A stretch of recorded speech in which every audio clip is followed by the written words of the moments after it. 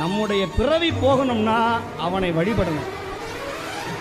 நம்முடைய தெய்வம் இது.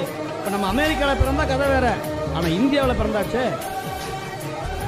இந்தியாவில் பிறந்தா யாரை வழிபடணும்? நீங்க எங்க மண்ணை தோண்டினாலும் அங்கே கிடைக்கிற ஒரே கடவுள் சிவபெருமானை தவிர வேற யாரும் கிடையாது.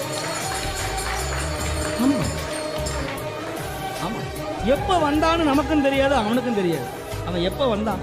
ஊழி ஊழி வையகத்து உயிர்கள் தோற்றுவானும் ஆழியானும் காண்கிலா ராமபிரான் வழிபட்ட மூர்த்தி, கிருஷ்ணபெருமான் வழிபட்ட மூர்த்தி எத்தனை யுகங்களா கடந்திருக்கிறார்.